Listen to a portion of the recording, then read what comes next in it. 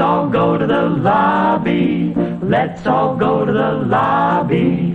Let's all go to the lobby to get ourselves a treat.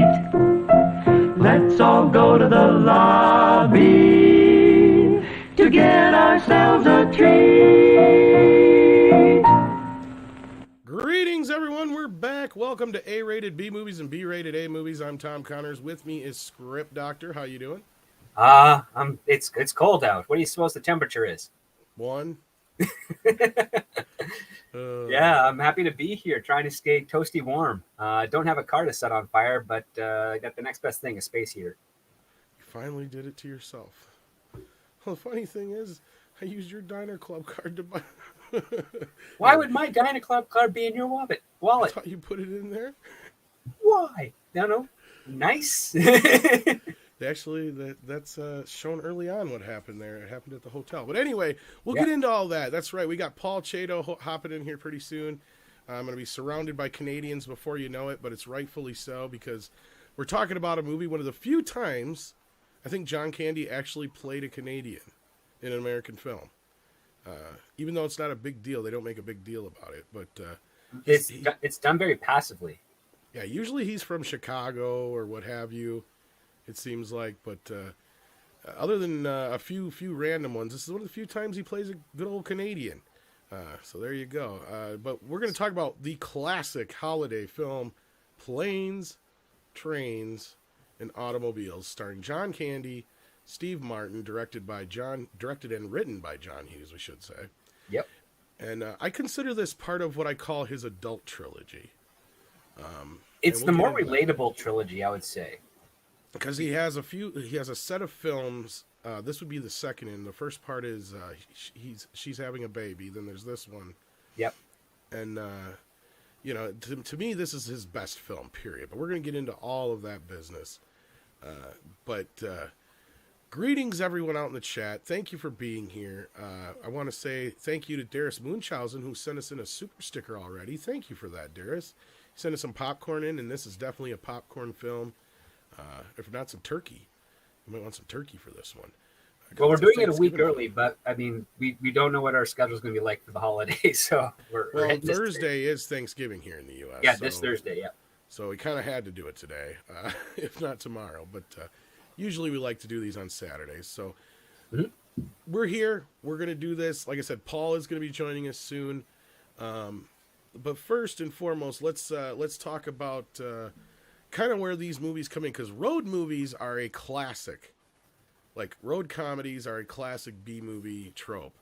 They've been around since, way back in the beginning of film, really. Yep. Everybody likes the road trip. Yeah. Yeah. I mean, it's a simple premise. You have a tight cast, usually no more than 2 people, or like minimum 2 people, no more than 3 or 4. And it's just, we got to get from point A to point B, and it's a very simple goal and plot. It's okay. They have to get from New York to Chicago, and then how many things can we screw up on the way to just make sure that they don't get there? And that's the premise of the road trip film. Right. And it's a very simple one to do, and it's really a character-driven type of genre. And better, I don't see it ever outside of comedy. I mean, I can't recall anything off the top of my head that's a drama road trip movie. Yeah, not too many. Because it is supposed to be about the hijinks and the clashing of character archetypes.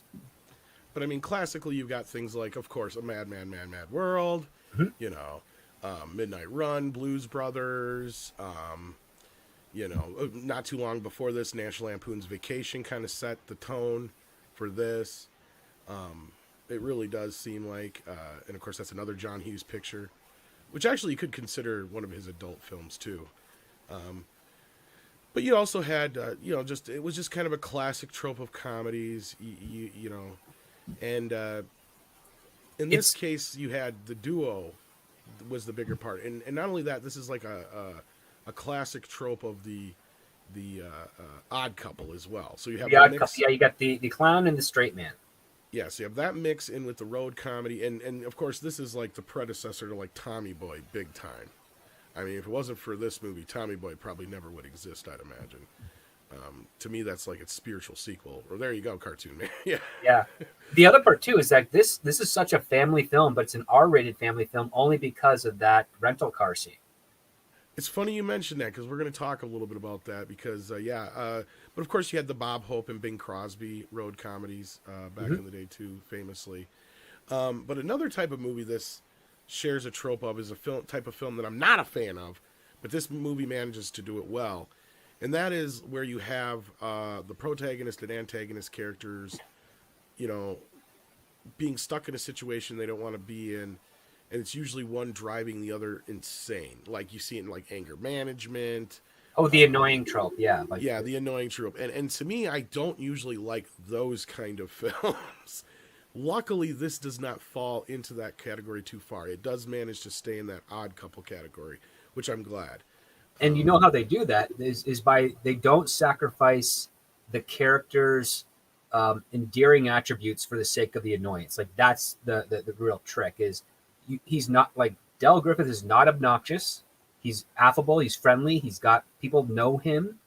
So they build a foundation that this is actually an okay guy who just has a bunch of weird idiosyncrasies. Yeah, that that definitely push the buttons of Neil.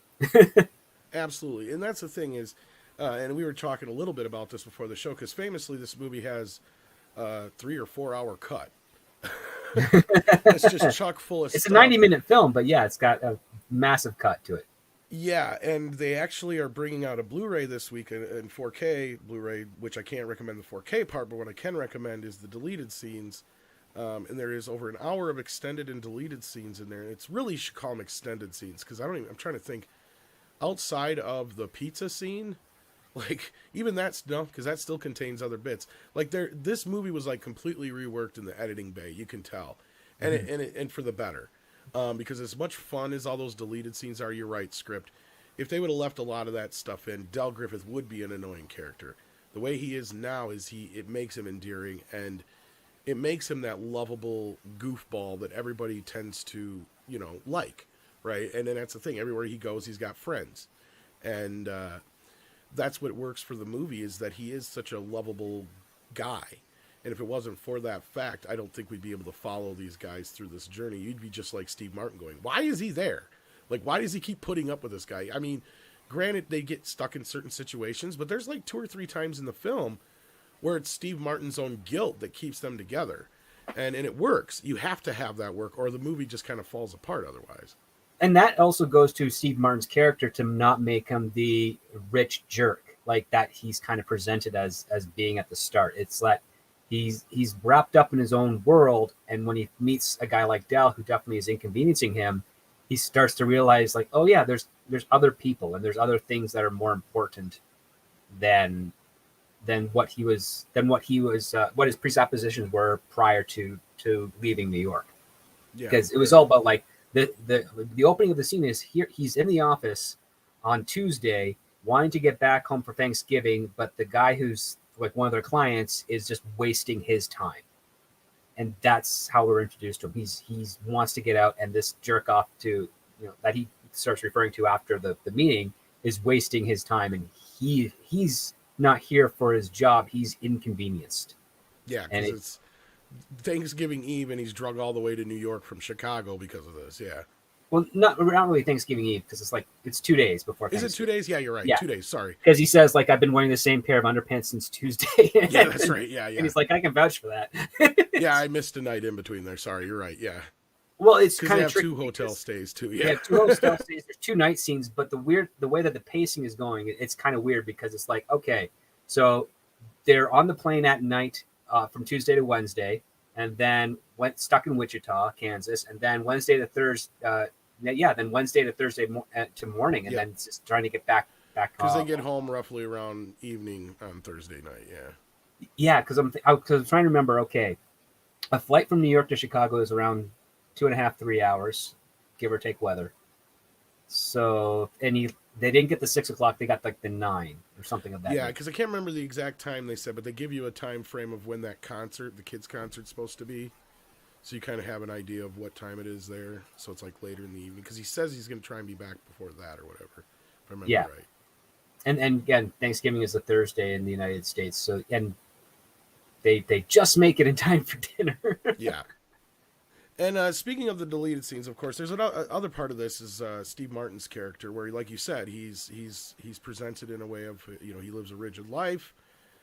He's very successful. Clearly, he's constantly traveling and stuff like that. And in some of the deleted scenes, there's still bits and moments of it there, but they kind of, you don't pick up on it unless you know about it.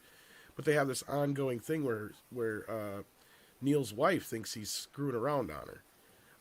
And he's fallen out of love with her, and that's what's really going on in this chain of events. So her in the background, a lot of her stuff got deleted because she's talking to family members and trying to, you know, she's kind of bouncing back and forth a bit more with Neil on the phone when they are there. Their conversations are cut down a little bit more. So that just kind of gives Neil more of the straight motivation of, I just want to get home, right? Because if you add the other bit to it, it seems to, like, because it plays into her fears, but at the same time it's distracting. Because it makes you feel like, well, is there problems on the home front? You know, why is he so eager to get home? If there is these problems, you know, like you start asking like these questions. It's not an honest or authentic concern for the wife to have, because there's nothing to set up that could be the case at all in the story. Because right. they don't even really share any on. Like Steve Martin and whoever his wife has played, they have no scenes to, like, even in the house, they're never side by side. I think it's not until like the very, very end, like the last shot is when they actually embrace. Yeah, because he's not home until the very end. Yeah, like no, I mean, like, even when they get there, like, again, yeah, they just have the one last shot together. Yeah, they're only the last shot together, and so because we don't have that before to establish that might be there's something on the rocks, and, you know, the argument of, like, I have to go to New York, and she's like, no, you can't go to New York. That then you could kind of justify the mistrust that they have in their relationship, and maybe things are falling apart. But that entire subplot distracts over the journey that Steve Martin's character goes through, and just kind of regaining, you know, empathy towards other people, because he doesn't really have that at that point. Everything is very, very selfish of him. Like, yeah, it really kind of just it just kind of sullies this idea that he has this ideal. He almost has to have that idyllic life, right? Yeah. For Dell's life to contrast. You know, he's got the 3 kids, you know, perfect home, perfect wife, perfect job, more than enough money to lots of money, big house. Yeah, exactly. He lives in the Chicago suburbs, probably in Shermer, Illinois, for all we know. Yeah, works with works with Ferris Bueller's dad, Mr. Bueller. Yeah, we can, in our headcanon, it might as well be. They don't give him a name. We were discussing this before the show, too, because John Hughes, of course, throws in a lot of his great Friends cameos and stuff like that. And in the very beginning, Steve Martin's character talks to the same actor who plays Ferris Bueller's dad. And we're like, you know what? It probably is the same character. Yeah. Yeah, because we don't know what his dad does for a living. We just know that he works in Chicago, and basically that's what that character is. He forgets his gloves in the office. Like, listen, can you grab them and I'll pick them up tomorrow in Chicago? He's like, you'll never make the 6. Yeah, because that was the whole joke, is that his buddies wait until the next day. If he would have just waited till the next day like his friend did, he would have got home on time. He would have got home maybe he would have gotten home a day late, but not on the day of. Yeah. You know what I meant. Yeah. So like there's that, and of course there's the scene that we were just referring to earlier with the secretary from Ferris Bueller. I forgot the actress's name all of a sudden. Redheaded lady. But that, of course, as you pointed out, and this was a scene that caused a big fight with John Hughes and the MPAA. And I agree with John. This should not have gotten the film an R rating. Because there's nothing else in this film that constitutes being rated R. In fact, 99% of the rest of the movie is at worst PG rated. And once you get to this one scene only, just because it happens to have 19 uses of the F word. It's only 19. It's only 19. None of which are in a sexual connotation. Yep. They slapped it with an R rating. That's it. That's the only scene and the only reason why it gets an R rating. The only thing close would be like the bed scene. I could see maybe getting a PG-13 out of it back in 87. But no, other than that, like that, and I agree, like that is ridiculous. This movie should be re-rated PG-13. It's a family film. And not only that, at that point, 13-year-olds, I think, could handle that scene. Oh, are you kidding? You make it a 13 in your home. You've heard that word and a slew of others being thrown around way too many times. I want a fucking car with 4 fucking wheels. I mean, I love the fact that she's like, "Do you have your rental agreement?" I threw it away. Well, you're. What's funny is how much of this movie was actually scripted, believe it or not. There, of course, was some improvisation, but I guess it wasn't as improv as you'd think. Most of it was thought of ahead of time, and Steve and John would talk about what they were going to do. And of course, they would let him run once in a while, but surprisingly, a lot of it was scripted. In fact, that entire scene was scripted just as is. Yeah. I think Steve Martin ad-libbed one other little bit. I think What's-Her-Face said, and that was it. Well, that was a scene in the script, one of the two that won him over. She ad-libbed a bit on the phone with her sister or whoever she's talking to. Like that was I think she ad-libbed the gobble gobble, all that stuff. All that stuff was her ad-lib, because John just comes in and goes, "This time just talk about Thanksgiving like you're talking to your sister." She's like, "Okay." Because they've just done a couple different ones or whatever. And that was the thing. John never did the same shot twice or same take twice. He always made him do something different. But now joining us, as promised, a fellow Canadian of ours, Mr. Paul Chato. How you doing? Howdy, did I miss the movie? No, we're just talking a little bit about it. We were just talking about some of the. We talked about how it got its R rating. Yeah, we talked about how it's got its R rating. How it was rated R. Yeah, believe it or not, and the reason was because of that car scene where he goes, "I want a fucking vehicle with 4 fucking tires and a fucking seat right fucking now." That whole bit. Wow. That's what got it the R rating, and we were talking about how John Hughes just battled with the MPAA over it. And it wasn't like John Hughes was a nobody at that time, too. You got to remember, this was post 16 Candles, Breakfast Club, National. That's ridiculous. Yeah. So you'd think he would have had an argument to be made with it not being that excessive other than that one scene. I thought it would have been the hand between the cheeks. And those aren't pillows. Yeah, I said it worse. That's PG-13, right? So it got released R. Yes, it did, believe it or not. Yeah. But it did well. Very well. Yeah, I think every kid was taken to that film because they didn't care about the R rating. I didn't even know it was rated R till later in life, to be honest with you. Like, I never paid attention. Yeah. It was done so well that, that one scene is the only reason it's rated R, believe it or not. It's one of the few road movies that actually worked. I'm not a huge fan of road movies. I can see that. It's such a easy trope. I mean, actually, to tell you the truth, if I was going to do some really, really cheap movie, then that's although, well, it's not a fully road movie, but When Harry Met Sally has got one of the best road sequences of any movie. Yeah, there's a few films, but not too many. Because, like I was saying, Paul, like on the other end, I'm usually not a fan of the, a character stuck in a situation with an annoying character. Like those type of movies usually drive me nuts. But this is one of those few cases where, and of course, I'm sure most of it has to do with John Candy. And he plays these type of characters so well that this is one of my favorites. And the only other one I can really stand being Tommy Boy, where you have like these annoying characters. Because I hate like Anger Management with Jack Nicholson and Adam Sandler. And it's just because like, or Monster-in-Law with J-Lo and What's-Her-Face in it. Like, I hate those kind of movies where you have two people who hate each other so badly, and it's just like they're so excessively mean to each other. Like, that's at least they didn't get to that point here, and that's what I love about this movie is they were able to do that. And I could see the same thing with the road trip movies because it's a very very the level of anxiety that Steve Martin went through was palpable. It drove me crazy. But it's also a great educational film for when you're traveling. Like, if you're using a hotel, don't leave your wallet out. It's like hide it somewhere. Never throw away your rental agreements to anything because you never know when you're going to need them. Never leave your wallet in a glove compartment of a car. Well, it's funny. What? Go ahead, Paul. I was just going to say that you've just unwritten the movie. Yeah. Oh no, that's not for the movie. That's for us as human beings.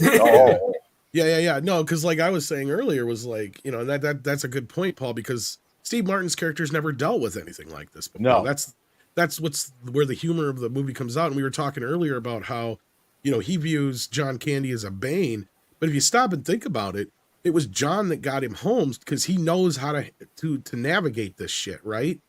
Like, because we were pointed out earlier, the humor of it is that Ferris Bueller's dad tells him, you'll never make the flight. If he would have just waited till the next day and took the same flight he did, he would have got home at the day before Thanksgiving instead. But it's because of John Candy, because otherwise Steve Martin would have made every single mistake that Script Doctor's talking about before he even got out the terminal, because he was waiting there for another flight, and he's like, "You're not going to get out of here tonight, and you're definitely not going to get a hotel room tonight." John unless you come with Candy me," represents kind of thing. the entrepreneur who just says yes. Yeah, I'm going to do it. Like, yeah, okay, here's the job. Sure, let's do it. Well, and he knows the road. That's the Oh, other not thing. even that. Are you going to think about it first? Nope. Yeah. That and then but the real saving grace to that movie was the final monologue by Candy. Well, there's two monologues he actually has that are great. Well, there's the one where he admonishes Steve, the one in the hotel room at the first one in the first hotel half hour, room, where he's like, you want to hurt me? Go ahead. It's easy to hurt me. I'm an easy target. I like me. I thought that was later on in the movie. Me. No, that's in the very early on. Yeah. Okay. The thing is, like, the entire tone around that scene feels like this is happening in the middle of the movie, but it's not. It's actually at the end of the first act. Wow. Okay. And that kind of sets you up for Steve Martin kind of easing off and understanding who this character is a little bit more, and because they do come from two completely different worlds, right? And that's the beauty of it. Because like we were talking just before you got here, and that's why I was glad you were able to make it. Is this is one of the few American films that John Candy made that he actually plays a Canadian in it, and they don't make a big deal out of it. There's just the one line that really kind of gives you the idea, and it's when he's talking to his wife in his car. And that's one of those other sweet moments in the movie, when he's sitting out there in the car, burnt to a crisp, and he's like, talking about, here I did it again. I drove the one guy in the world that could stand me away, and like you said, I'm the biggest pain in the ass to come down the pike, and it's just that one line that kind of gives you the idea. Okay, so he's a Canadian. He's been traveling the U.S. all these years. And then when you finally get that third revelation at the end, because it comes up in that line earlier when he says, I've not been home in years. And Steve Martin picks up on that right away, but then he just kind of, tosses it aside. But then when he's sitting there thinking about it in the train station, and he realizes, oh my God, this guy has been just basically traveling for the last however many years. And then he goes and he finds him sitting there. He's like, what the hell are you doing here, Dal? Like it's all coming together. And he's like, my wife died 8 years ago. I don't have a home. I've been on the road for 8 years. This whole just kind of revelation comes up, and you realize who this character is, and it's a poignant moment that changes everything. Well, Hughes really knew how to write. I mean, he was generally speaking, he had some flops, but for the most part, the man really was quite brilliant. I don't think it was ever really given his due. Also, considering how much money he made the studios, he always had a hard time making his movies. Well, I think he's a great writer. Script, he's got different feelings on the matter. No, I think he does great characters. I think he is a good writer. It's just some of the ways that he tackles stories, or the types of character archetypes, types of character background that he implores, has a little bit more separation for the general audience than others, because he does write a lot about families in the very upper middle class to upper class area of situations. Like, I liked Weird Science a lot because it's the two kids. One is clearly from a working class family, Wyatt, and then the other kid is got the silver spoon up his ass, and that dichotomy is like, oh wait, so John Hughes does know that poor people exist. It's like, and then later when he gets it into 16 Breakfast Club, you've got everyone there is really rich except for the Judd Nelson. Judd Nelson, right? And it's like, okay, so but the other part too is like a lot of the on the teen side of things, which is the part that I get, but also get bothered by is the superficial problems that they have as teenagers, because teenagers do have superficial problems. But yeah, like I'm not always won over by that on that part. But when you He do did have, capture 80s teens almost perfectly, though, script. You have to understand. no, I don't deny that. Gosh, geez, I remember Babysitters. They were acting very like John Hughes superficial. movies. They were Like, I had some older cousins and shit in that era. They are very fucking superficial at that time. Like, yeah. Like, they were practically half those characters in those John Hughes movies. But then when you get to something like Trains, Planes, and Automobiles, you actually have characters that have real issues that you can actually understand, and they're not limited to their employment or their social status. It's like, oh yeah, I want to get home and see my family. Boom, brilliant issue. Like that's far more universal than what is it, the Macau, like the kid left home alone but he's in a mansion. And like it just he's in a mansion. But that made money. That Yeah, made all but the money. Home Alone was a cartoon. Yes, It was a Looney Tunes cartoon, Yeah, basically. that's what it was. That was its Absolutely. genius. It's casting those two guys. Well, and John had a strange way of writing, I guess. Now, this movie, like most of his movies, was written very quickly. And then it had like a dozen rewrites. That's the way he wrote. He would know if he had something, if within like a weekend, he would sit down and write something and he would have the entire script done. That makes sense. And then from that point on, it was just a bunch of tweaking. But like Planes, Trains, and Automobiles came about. He said I can't remember what he said he was traveling for, but he was on his way from New York to Chicago and got stuck in Wichita. So that was kind of the impetus for it all, was just like, how the fuck did I end up here? Like, and that's kind of the reaction his wife has, is like, what the fuck are you doing in Wichita? Like, what the hell does that have to do with the storm? But that was kind of where he was at too. He's like, so what if you were in a situation where, and I believe he might have been trying to get home for Thanksgiving at the time too, which was the other part of it. So it's like, what kind of situation would you be in if you were like snowed out and you had to find your way 500 miles from home, kind of thing? And then, Del Griffith, being the John Candy character, came into the whole point of it too. But like, so basically Neil is John Hughes, really, is kind of the whole point of the story.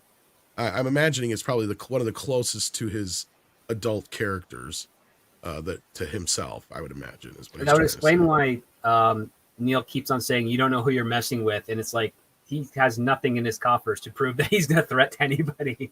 So here's an interesting thing about any kind of writing. You need a minimum of 3 characters in any story. Can't have less than 3. Even if it's a monologue. And Trains, Planes, and Automobile has a 3rd character. Do you know what the 3rd character is? The road? The car. The car. Yeah. Okay. Comes Even in though they only it's have a car rare. for a third of the time or whatever they're traveling. Yeah, but it's an important, and you just see it devolve, and you feel but you're badly right. for it. Because it's all dependent on whatever they're writing in at the time. Yeah. But I mention that because people don't realize that you need 3 characters all the time. It's from Edward Albee's Zoo Story. In Zoo Story, you had the 2 guys fighting over the park bench. Mm-hmm. So it's really a writing exercise, Zoo Story. And when you tell people you need 3 characters, and you go, well, what about 2 guys in a Edward Albee Zoo Story? Well, the bench is a character if you ever see the play. So in this particular case, they do find multiple 3rd characters along the way. Oh yeah, it's a great example. The train and the automobile are those characters. Like correct. The plane gets or the hotel room. The train burns down, and then the car is set on fire because Del doesn't know how to throw a cigarette out a window. and or the 2 hotel rooms. Don't forget those; they're very important. What Hughes did is that he gave those inanimate characters personality. Because the first hotel room it's all set up for that hilarious fucking joke. Probably the best joke in the movie. Why'd you kiss my ear? Why are you holding my hand? Where's your other hand? Between two pillows. But in that situation, the single bed is that character, and that goes into the other part too, which is that if you have a very good setting, the setting should be a character unto itself in some regards in relation to the rest, and that's That's what's really important, and that's how it goes into your 3-character writing reference that you're bringing up. And it also gives, it's a great writing exercise for writers because you're now compelling yourself to write the characters to interact with their setting, as opposed to the setting just being a setting for the setting's sake, which is boring. Well, and you have a juxtaposition to that in the second hotel room where they actually have what I call the summer camp scene, which is them actually bonding, right? And that's where they finally, realize that they like each other more than they want to admit, or at least Neil does finally. Well, when you have a couple of bottles of tequila in you, it helps. Many bottles. It's been a while. But it's just Neil finally letting go, right? Because he's been such an uptight asshole the entire movie that and I love his line where he finally goes, "Why do I feel like I'm in summer camp?" And that just basically says the whole point. You're finally bonding with this guy. You're finally kind of having fun in all the tragedy. Giving in and accepting it all. And he even says, I'm going to look back on this and I'm going to laugh. He goes, hell, I'm laughing right now, and of course, which is a, brilliant scene. And that, of course, leads off that other part where I was talking about before, where he's sitting in the car. But that's the thing, is this whole movie's structured so well, and it's just hard to believe that they were able to cobble it together out of the 4-hour version that initially existed. Because once you see all these deleted scenes, you guys will know what I'm saying, where it's just like, I've not seen any. They go on and on and on, but they're hilarious in some bits. Like, I sent Script a couple of them. Like the airplane scene when they first meet is literally like a 12-minute bit compared to like the 3 minutes that it's in the movie. Oh, I wouldn't be surprised. I mean, that's how else would you shoot John Candy and Steve Martin? I mean, you give them the whole reel. That's what you do. Pretty much. Because, like one of the funnier parts is he's like, so what do you do, Neil? And he's like, oh, I'm in advertising or whatever. He's like, oh, wow, I dabble in that myself. And he goes, I'm in shower curtain rings. Shower curtains. And he goes, and he pulls out this calendar. And it's a great little bit. Let me see if maybe I can bring up the shot of it here that I sent you, Script. I've not seen the outtakes. Yeah, this is hilarious. Let's see if I can show this here. It's quite cleverly done. So it was made for $15 million US and made 50. No, that's not bad for 87. Yeah, that's not too bad. So here's the little bit of the scene where I was talking about. The thing's muted. Is it? Yeah, I see the X in the little speaker on the lower right. Oh, yeah. Okay. You have eagle eyes. For a living, Neil Page. Marketing. Super. Fabulous. Isn't that nice? He's chewing gum. I dabble a little bit in that game myself. I'll show you. Little thing for my company. An idea I had. It's a calendar. It's not an original idea or anything. I think I added some original thought to it, however. That's what it's all about, isn't it? There's my shower curtain rings up there, and I added a pretty looking gal in there and tied in a theme with what she's wearing to the month, January and February, of course, with little Valentines, shamrocks for March, and of course, April showers. That is cute, isn't it? So there's a lot of that kind of stuff that just didn't make the cut, but it was still pretty funny. Well, I mean, that's what's funny is that when you deal with sales in any large company, that's pretty much the limit of their creative abilities. Just put a woman in it, right? Oh, the worst thing that you can hear when you're talking with the president of the company that you're doing something creative with, he goes, well, let me just pass this by sales. So first of all, sales are very conservative. If a company has had a logo for, decades, they go, no, that's the identity of the company. That's how we're known. And there was one company of an eagle that had been they had lost the original artwork and had been photocopied so many times. I said, this looks like you've hit a fly with a swatter. and it was and the president wasn't too happy to hear about that because, they were in the sales business, but he couldn't. I couldn't. I even updated the logo for them for free, just so it looked like an eagle again. And the sales guys pushed back, says, "No, that's not how we're recognized." And then I went, "Why don't you use this as an excuse to reintroduce the company with your new branding to clients that you haven't talked with in a decade?" Well, that's a good idea. No. So the sales department is the quickest way to kill anything creative. Speaking of sales, we actually have some super chats. Why don't we check in with what the Why did audience you is do saying? that? We got Snowdub here who says, my favorite Thanksgiving movie. I watch it every year. Can't wait to get this new edition. Well, at least it's got the deleted scenes, Snow. I can say that much. I can't speak to the transfer. It looks like garbage. The movie needs to be remastered badly. Yeah, but they screwed Superman and Batman's way better in this, the Schneider cut version of Trains, Planes, and Automobiles. Well, it just suffers from major technical issues. Yes. Wild Man Beyond says Planes, Trains, and Automobiles is an odd couple on the road. Pretty much. In a lot of ways, yes. Yep. It's sad that John and Steve didn't do more together. Pilgrim Media says I was working at Lambert during the car rental. Oh, so you got a kick out of that, I bet, huh? You guys like but that car, and I mean that's right out of the silent movies, where the car just devolves, and at the very end, it's just motor and wheels. I mean, John kind of stole his own joke from Vacation, but yeah. Because that movie is basically that. Like you just said, that car is kind of it basically symbolizes the family unit as the movie goes on and as it slowly gets destroyed. Such a brilliant way of kind of emulating that. Did John write European Vacation? Yes. Yep. He wrote all three of the first three anyway. Okay, because that was beyond wretched. And and then he made up for it with Christmas Vacation, though. Oh, Christmas Vacation was after European Vacation? Yeah, went Vacation, European, then Christmas, right? So there was the first one, which was in Wally World. Yep. Which was okay. Oh, then I love the first it one. was European Vacation? Yeah. Oh.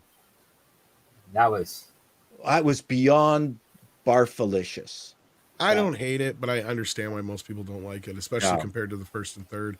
Well, there's also we can get into it. It was just such a ignorant bunch of Americans going to Europe. It was embarrassing. I didn't want to see it. But Christmas Vacation is, I don't know the whole story behind European Vacation, but I would imagine that was John Hughes being pushed to do a sequel and he wasn't ready. Maybe.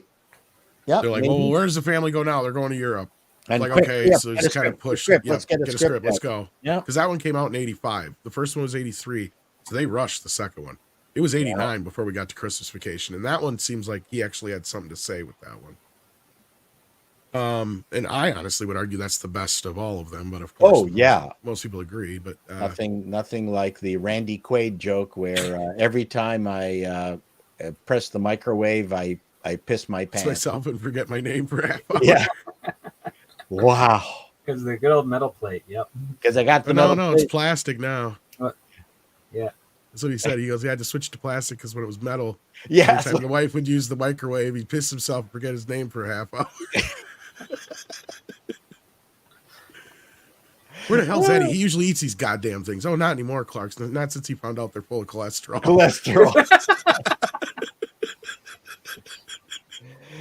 Oh my God! How many classic? The burnt cat under the couch. I mean. Oh yeah. Well, and then of course we're jumping over a classic John Candy and John Hughes film, The Great Outdoors.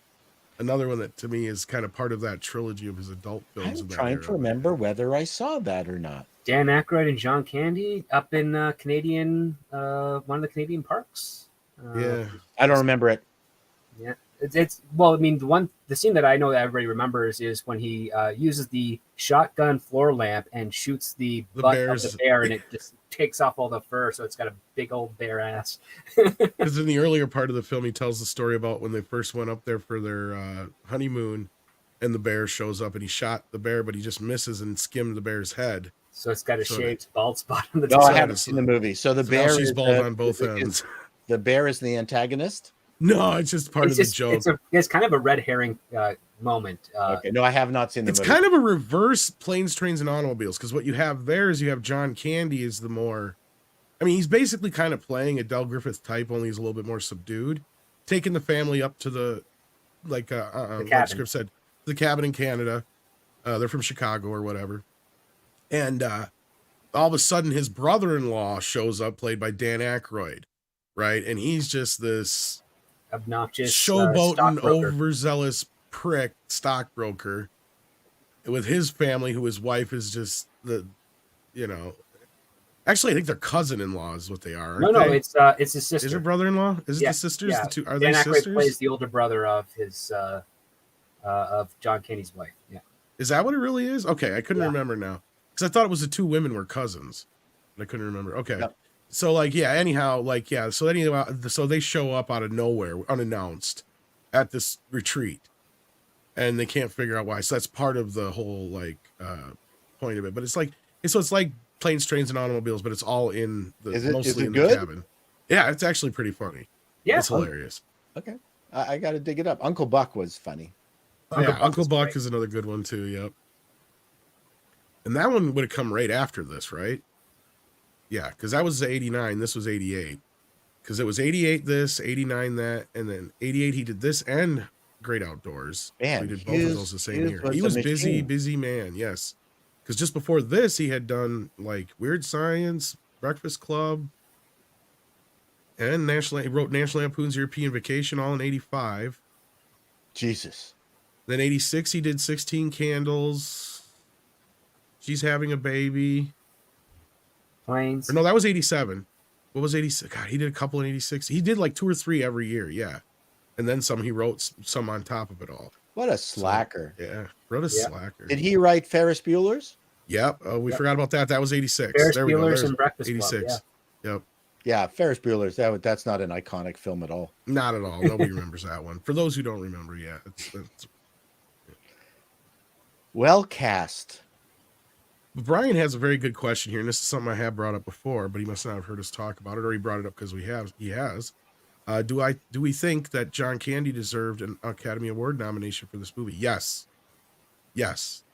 I think this is the movie he got robbed of a nomination for, at least a nomination.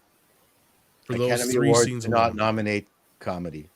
I know. Not since the 60s, I think, was the last time they actually nominated Annie Hall. Oh, yeah, Annie Hall would be... No, yeah, you're right, Annie Hall. So that would be the last one, I guess. Woody Allen was one of the rare occasions that, they would. Yeah. But, I don't think... Well, I mean, just off the top of my head, I don't think a dramatic actress that, daringly played a role without makeup, would want to... Not that she's going to be in the same category of men's best male actor, although that might change now. But the idea that a comedian is going to somehow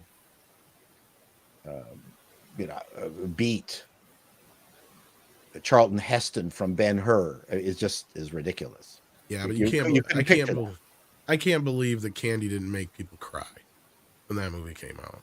Mm-hmm. He did okay. My mom did the first time we watched it.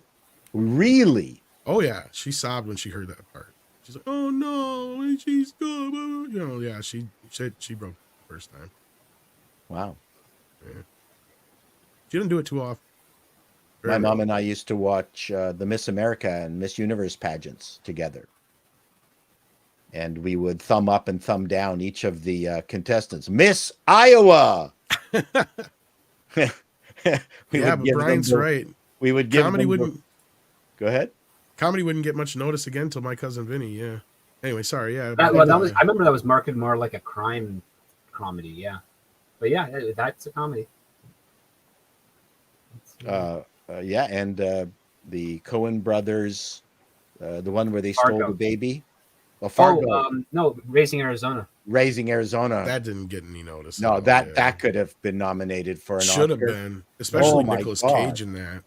and the actress with the accent. Helen Hunt. No, The white Nick Cage's wife, right? Yeah, No, or no. what's her name? I thought that was No, not Helen Hunt. she had that. She was in. Oh God! Well, we have to look it up. Well, she was in Fargo, and she was in. No, she wasn't in Oh, Fargo. Holly Hunter. Holly Holly Hunter. Hunter. Holly Hunter. Okay, yeah. I always get those two names mixed up. I knew what Holly I meant. Hunter. The movie, the script, either of those two could have been nominated for. I an Academy agree. Award. That was I agree.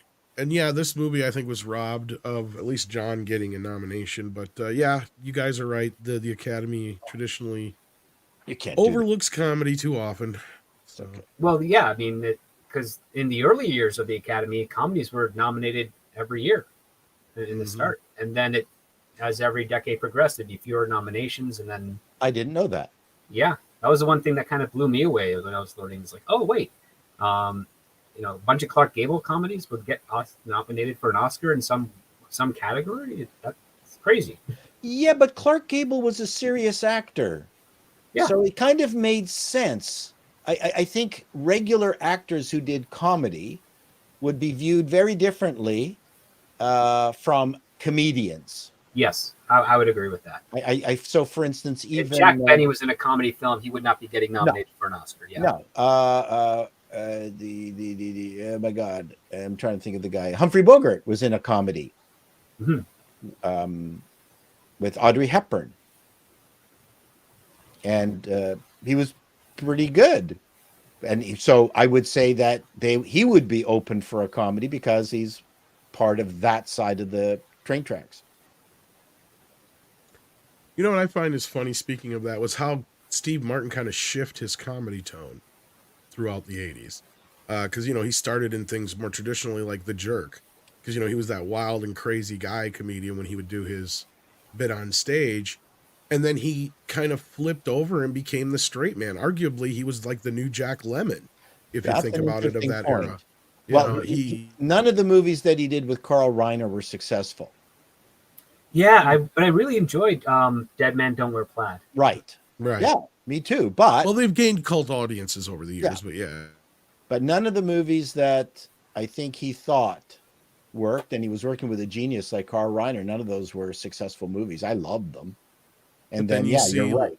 You see him turn and do stuff like this, and then Father of the Bride, and some of his other more straight man Jack Lemmon style comedies, and he kind of took off. That's a good observation. Yeah, I agree. Finally, a good observation. And all the time I've known you, Tom. Are you kidding me?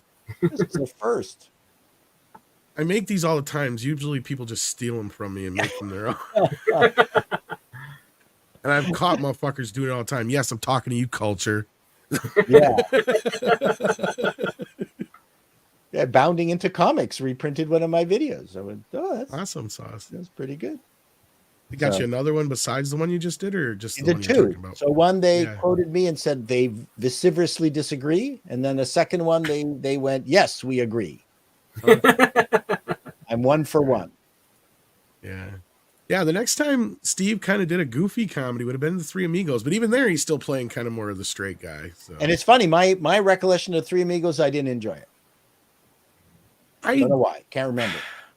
It's one of those movies. It's weird you say that, Paul. I've met people who either love it or hate it. Right. Never any in betweens. I think it's Chevy Chase. I think so. I think that's part of it. Because Chevy Chase is playing the dumbest out of the three. Yes. And I don't think that works for him. And I think, you know what? The other movies where Steve Martin doesn't play the straight man, I think were the Cheaper by the Dozen films. They did, and the Pink Panther. That's where he tries to go back. Pink Panther. Well, Cheaper by the Dozen, he's still playing the dad role. But he has a lot of goofiness. Yeah. But Parenthood, is where he really solidified that I'm the Jack Lemmon of the I thought he was great in 90s Parenthood. Kind of I thought that was probably his, what do you call it? His Matthew McConaughey moment of... Honestly, that's probably the one he should have got nominated for an Oscar for, to be honest with you. But he never got any notice out of it. L.A. Story was another one of his more serious ones, but then you get to I loved L.A. Story. I thought that Bowfinger is the one that I think that Steve Martin is. Bowfinger was fantastic. Yeah. That is the one that if it's like, okay, if you're going to give this guy an Oscar, at least give him one for writing this, right? Like that And was Murray what he deserved, yeah. was just unbelievable in that movie. Eddie Murphy, you mean? Eddie Murphy. Sorry, not Murphy. Yes, Wow. Jeff and the other guy. Yeah. Wow. I got to watch that again. That was okay. You So look just like him. It's amazing. Well, he should. He's my brother. talk about a movie that kind of movies that they don't make anymore. Bowfinger. Oh, Holy yeah. smokes. I love the right? joke of Chubby Rain because that's the term the term used for the rain tower, because you have to have fat rain in order for the camera to pick it up, and some of them call it Chubby Rain or blobby rain, and it's like that's the script that that Steve Martin's character is producing and directing with Eddie Murphy's brother. That was a movie about the business that I didn't mind. And I know you're not a big fan of Eddie Murphy, but I thought he should have gotten nominated for that. He was good. He didn't require a ton of makeup to play both roles convincingly. That was and the thing is, man, he really put himself out there. Like that was Bowfinger was that man, oh man, that was well done. Well, and I think that was Eddie giving his all, because the one side of it is him kind of, I think, coming to terms with Eddie Murphy, the movie star, that he wasn't anymore. And then I think Jeff is really just the nerdy person that Eddie Murphy really is. I wonder if the name of the movie killed it, because nobody knew what that didn't meant. help. That did not help. It felt like it had no relation to what was going on in the story. Yeah, they should have come up with something clever, but it's one of those movies like, what do you call it, right? Yeah, no, I get it, but that was a weird title. Yeah, stealing a movie, something along those lines. Yeah. We can come up with something kind of guerrilla clever filming in Hollywood. Yeah, Murphy ×2. Yeah, that's all you needed to sell it. Yeah, but then of course, Steve Martin had Dirty Rotten Scoundrels. You guys thrown out a bunch of great ones out there. Yeah, that was good.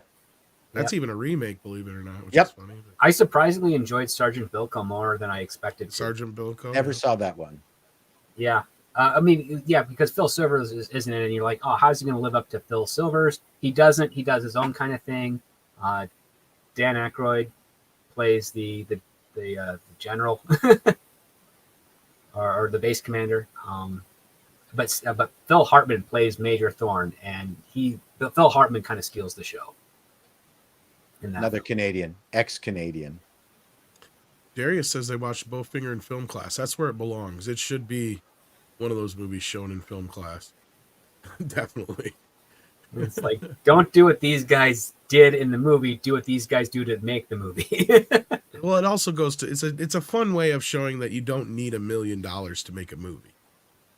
I mean, sure, they get away with doing it without like how they're not supposed to, but I mean, They steal a lot of stuff. It's kind of a pizza party at a film school movie, though. You know what I mean? It's kind of like, there's a lesson you can teach with it, but anyhow. But back to Planes, Trains, and Wow, Automobiles. it made $100 million. Which one? Bowfinger. Did it really? Yeah. Wow. How? I'm just telling you, I thought it worldwide. flopped. I guess it didn't. $660 million domestic, $32 million For 320 million. Yeah. Almost $100 million. That's not bad then. I thought it flopped. I guess it didn't do too bad. No, that was budget was it wasn't cheap. It was a $55 million movie. Oh, that's why. And yeah, then it did flop at that point. But yeah, from that perspective, Frank Oz directed it, because that was another reason why Frank Oz hasn't really done much since then either. yeah, if you spend 55 million and you only make 100 million worldwide, because he did that and the score real close to each other, and that kind of killed his. Yeah, they wouldn't give him no money after that. There you go. So it didn't make money. It's too bad. That explains why it was on the movie channel like nonstop for 3 years. Well, and that's just probably it. made money over time. Absolutely. In ancillary sources. Oh, multiple broadcast windows, of course. Yeah. Absolutely. But back to Planes, Trains, and Automobiles. That, of course, gets shown every year on TV. Because it is one of the few rare Thanksgiving films. There's not a ton. Now, you guys don't celebrate Thanksgiving the same time we do down here in the U.S. We do it in October. Yeah, you guys. And we have weather. For that brief moment. Do you know what any streaming channels that play Planes, Trains off the top of your head? Do you know? I don't know if anybody has it on right now. It's a Paramount. movies, so it should be on Paramount Plus. Oh, I great. see But it here. might also be on Amazon because they have their library as well. It's on sale right now because they're releasing the 4K this week, but I again can't recommend the 4K. Yeah. I got the Blu-ray from a while ago plus the digital, so that's what I've got here. Yeah, and they did add the deleted scenes on the digital version, so you might want to check. Maybe they added them. But, it's on Paramount Plus, I guess.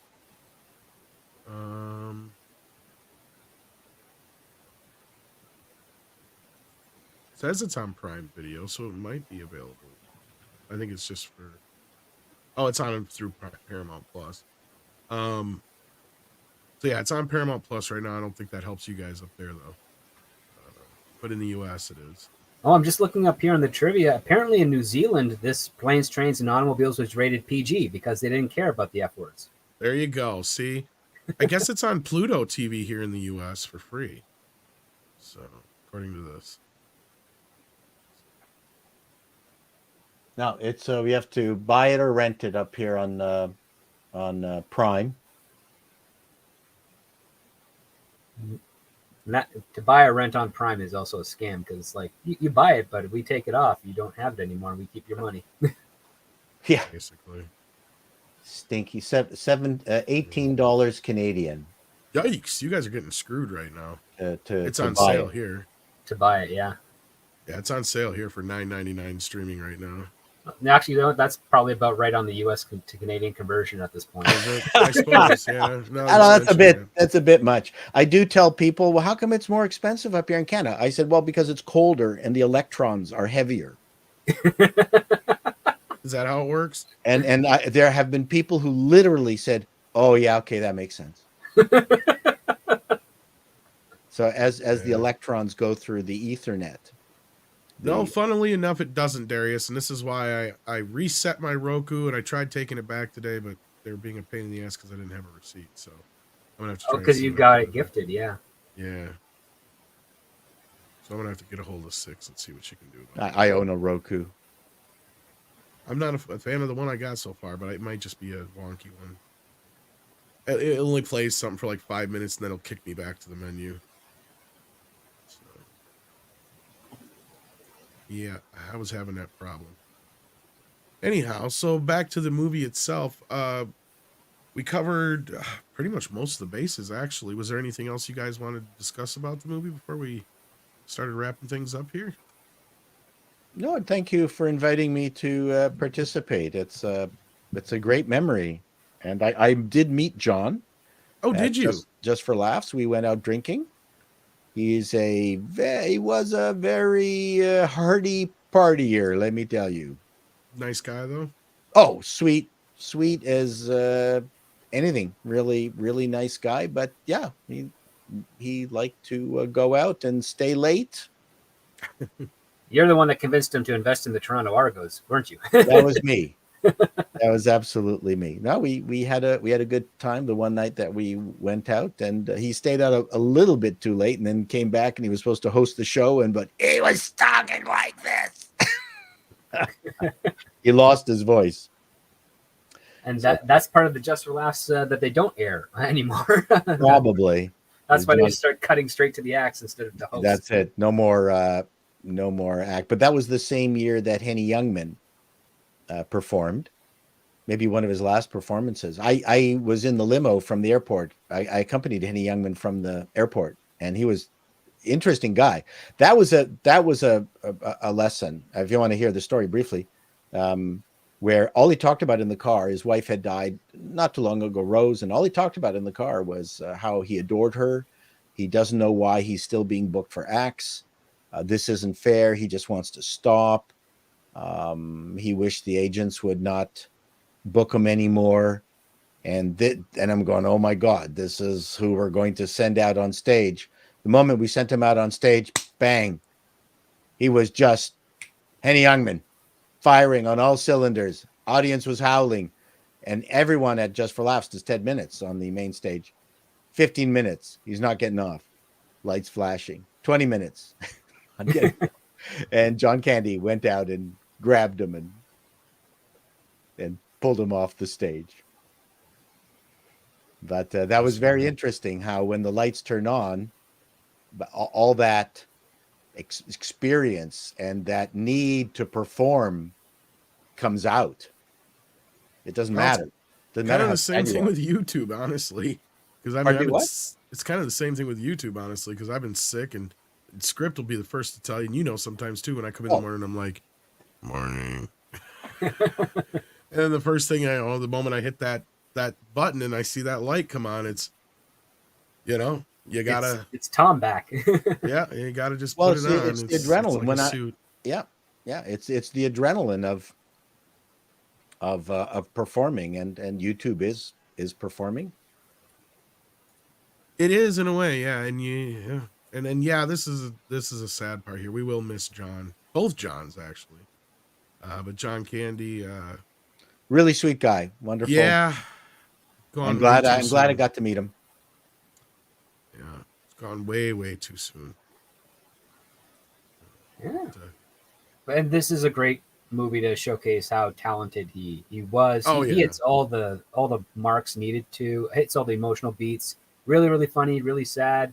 Gets a little bit of physical humor, gets a lot of endearing moments there. I mean, I love the part at the car rental airport scene where after Steve Martin gets punched out by that taxi guy, John's like, pick him up. He's like, okay, and just picks him up by the junk.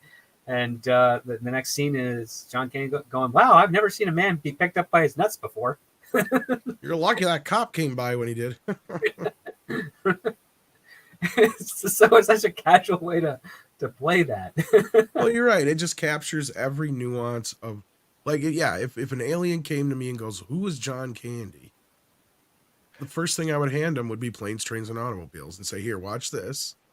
And then we'll talk about it, because that captures every nuance of what made John so lovable. From every angle, from the dramatic to the comedy, like you said, the physical comedy, to just his lovability, to his range of all, everything. Wasn't he, he in Splash? Yeah, Yes. he was the brother of Tom Hanks. There you go. See, now I'm remembering. We all have to start somewhere. Well, thanks for letting me join this Planes, Trains, and Automobile party. Micah J asked a good question. What kind of movies do we think that Candy would have done now? Well, I mean, would he have been in any of the John Apatow movies? I don't think so, because there isn't really anyone from Second City TV that have been in the John Apatow movies. I think the question is in terms of his type. And of his type? Like if Candy was of the same age he was in Planes, Trains, and Automobile, and at the top of his capabilities. I think that's the question. I mean, even if he wouldn't have passed away, he still would be. Oh, for sure. He would probably be in that Steve Martin TV show with. Only Murders in the Building. Yeah. Yeah, he probably would be in that. I think so. I think you're right. Yeah, I think we'd have went to television a little bit more, maybe, or you'd have probably. He might have gotten a sitcom. Yeah, he actually might have gotten a sitcom because he had a cartoon show for a little bit there, Camp Candy. I don't know. I do know that comedy probably would not have died so quickly with him around, because he's the type of guy who, if you had a great premise for a comedy script and the jokes were there and he signed on to it, it would get made most likely. But I don't think we all have our arc. I mean, even Will Ferrell, I mean, apart from the thing that he's doing with Reynolds, has been absent. He's taken a break, yeah. The last thing he did before this, I think, was the Eurovision, which I thought was quite cute. I did enjoy that. That's with Rachel McAdams? I believe so. The Eurovision Song Contest one. Right, yes. Okay. Where he played in Iceland or Finland, or it was like a ridiculous. Yeah, that's the Zsa Zsa Ding Dong thing. Yes. And then before that, I think, was the Sherlock Holmes. Yes, which was terrible. Which was terrible.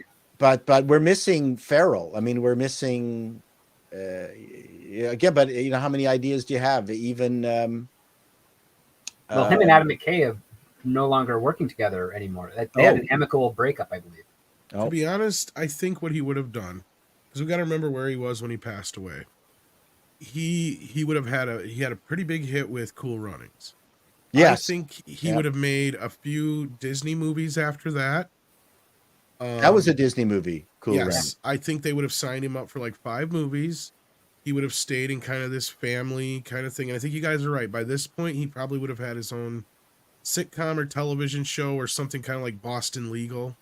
You know, something not quite, or he would have fit in perfectly in something like The Office kind of a show. Something along those lines where he could improv, but it wasn't straight up sitcom. And then I could have seen him doing like I bet you he probably would have jumped in with that crew doing like the Spinal Tap crew when they went on to do like Mighty Wind, and he would have been probably in Mighty Wind or Best in Show and some of those. He would have. Too, He would have been good with that crew. Yeah, I think that's kind of what he would have went on to do. And like right now, he probably at this point he would be starting to talk about retirement and all that kind of stuff. But yeah, I think he would have had a little bit of a revival there from Cool Runnings. That would have helped because he had these ebbs and flows in his career.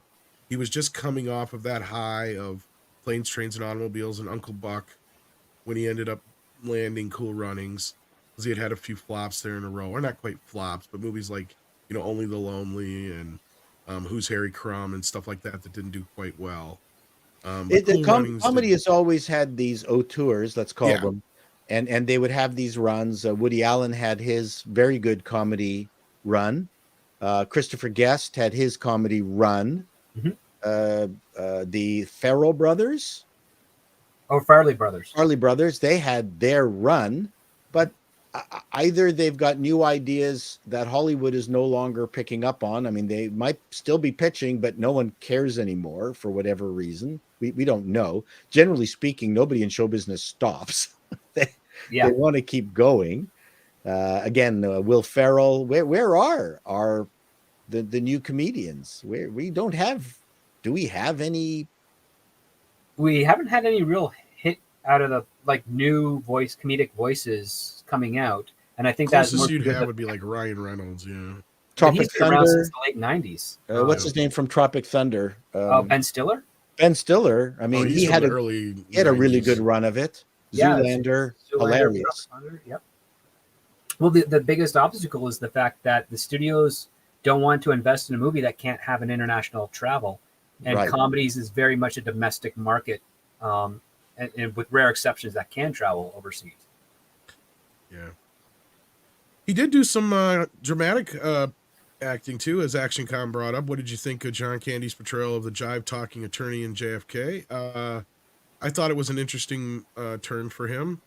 And yeah, I think he would also done a few more dramatic roles. In fact, I could have seen him after, like, let's just say in this alternate universe where we didn't lose John, and after Cool Runnings, he got to do like 5 Disney movies in a row. He did like a family vacation movie and a sports movie and a something or other movie with animals, the typical stuff. I think eventually he probably would have faded off a bit, kind of like how Eddie Murphy did after his family phase again. I think like Tarantino or somebody would have picked him up for like a bit role in something. And that probably would have brought him back up again. And the other part, and as the script doctor said, comedies have a hard time really cranking out the cash. Best in Show was done for 10 million and made for 20, and it only made 20, and only made 20. That's Yes. Those are usually made for Best love. in Show a lot. That was Well, and Spinal Tap didn't do, I think, from my recollection, didn't do all that great on its initial release either, but it found a home later on through video and other stuff. It was on VH1 all the time. This is Spinal Tap made only $4.7 million. Yeah, I was going to say, I don't think it did very well on its initial run either. You know what? I bet you John Candy probably would have been the father in some of the modern sitcoms. Like, he probably would have been one of the dads we didn't see in Modern Family, like Cameron's father or something. Or by now, he'd probably be the grandpa, but yeah. Well, no. Cameron is one of the adult men who is married to one of the brothers. Oh, gotcha. Because they had Fred Willard in there, and I think Fred Willard, before he passed away, was a brilliant comedian and improviser. What I meant is he could have been like a grandpa on a show like The Goldbergs, though, or something like that too. Yeah, something of that. He would have fit perfectly into something like that, So 40-Year-Old Virgin was made for 25 million and made for 177 million. Wow, I thought it made more than that. But the comedies are rarely hits. Yeah. Not anymore. Not like they used to be. Well, I don't think ever. Oh no, you had The your profit margin is always slim on a comedy. Yeah. Well, it depends. You had your era when you had your titty comedies and your police academies and your Caddyshacks and stuff like that. Those movies had great profit margins. Why do you think Warner Brothers made a Police Academy movie every year? Well, because they were cheap. So Yeah. Caddyshack made for $3 million, made 40. So that's exactly. Good. Yeah.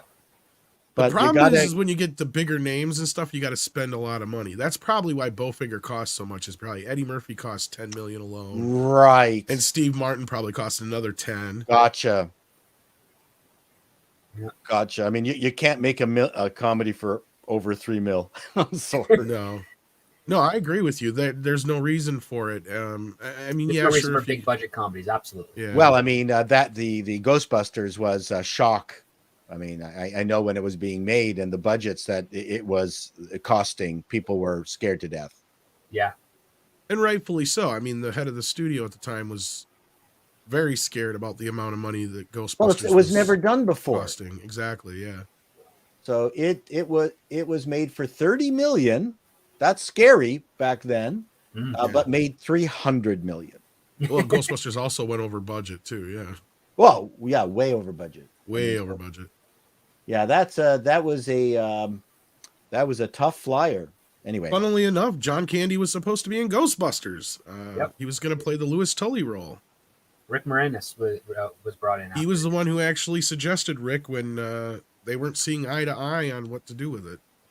Because John Candy wanted to play him with a German accent with Doberman pinchers. He's like, well, there's dogs later on in the movie. I figure he's going to have dogs, you know. I am the key master. I am the keys master. Where's Gozer? Where's Gozer? I'm just thinking of his polka character from SCTV. And now we're done. Oh, shit. I appeared once on SCTV, and Martin really Short came by and said that, okay, you really need to make this character funny. You just can't stay in the background. So I went for it, and then came back to me and he said, what were you doing? I said, well, you told me to make it funny. He said, that was too funny. And then they cut me out of the show. Oh no. They were mad because I made it too funny. Oh. You distracted from what was happening in front of you. That's awesome though. Yeah, I'm a shy individual. Okay, we should wrap this up. Yes, let's wrap this up. Yes, thank you guys so much for being here. Appreciate it. Check out Call Me Chato. Check out Script Doctor's channel. I got both of the links in the description. You got anything coming up, Paul? You want to plug real quick at all? No, I'm working on just so many new scripts for this channel. I can't figure out which one I'm going to do next. All righty. Oh, you know what? I'm probably going to do Gear Porn 2. That's what I'll work on. I remember you're talking about that one. Yeah. Yeah, Gear Porn 2. Hollywood. Where did the gear go? And I've had some great feedback from my denizens. That's awesome. Why I'm making this second video. Yeah, that's awesome. Sounds We even awesome. had a few people say something about it. So, yeah, we're going to check out here, and you can see us, some of us at least, tomorrow night on the wrap-up every Sunday at roughly 7:30, whenever Valiant Renegade wraps up over on his show. We usually kick it off on Sunday nights here at Midnight's Edge After Dark, before Culture Casino goes live as well. And as Dragon Bricks asked, when's the next TV guide? I'm going to be doing 1980, and I'm working on it now. And Awesome. It's a digital one, thanks to Script Doctor. So I don't have 1980. I have 1970, 1979, and 1981 on.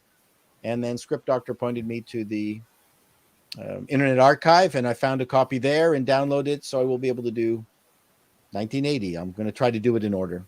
Sweet. Oh, cool. So Looking forward to that. Sounds good. Can't wait to check it out. And thank you, Luminous Brilliance, saying get well soon. Yeah, you must hear it in my voice.